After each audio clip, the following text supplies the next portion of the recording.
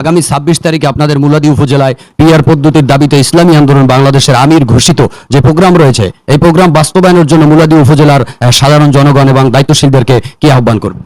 দায়িত্বশীলদের আহ্বান করব, গতকালকে আপনারা দেখছেন মিডিয়ার মাধ্যমে মুলাদী উপজেলা যারা ইসলামী আন্দোলন বাংলাদেশের দায়িত্বশীলরা তারা প্রস্তুতি মিটিং করছে এবং সকলকে একত্রিত করে এবং সফলভাবে তাদের কেন্দ্রের নির্দেশনা মুলাদীত উপজেলা পর্যায়েও তারা বাস্তবায়ন করার জন্য যাহা কিছু করণীয় সেই ধরনের প্রস্তুতি তারা সম্পূর্ণ করেছেন।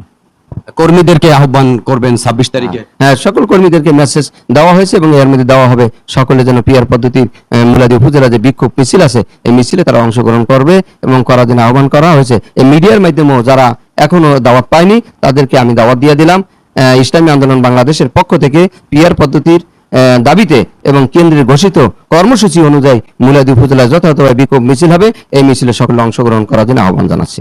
গুরুত্বপূর্ণ সময় দিয়ে চরমোনাই মিডিয়াতে সংযুক্ত ছিলেন জাতীয় উলামা মাশায়েখ আইম্মা পরিষদ মুলাদী পৌরসভার সম্মানিত সভাপতি, বাংলাদেশ জাতীয় ইমাম সমিতির সংগ্রামী সাধারণ সম্পাদক হযরত। আমাদের সঙ্গে দীর্ঘ সময় পর্যন্ত কিন্তু চরমোনাই মিডিয়াতে সংযুক্ত ছিলেন। চরমোনাই মিডিয়ার পক্ষ থেকে হযরতকে আবারও মোবারকবাদ জানিয়ে আমরা বিদায় নিচ্ছি। দেখা হবে অন্য এক সময়, আবারও মিডিয়ার মাধ্যমে কথা হবে আপনাদেরকে সাথে নিয়ে।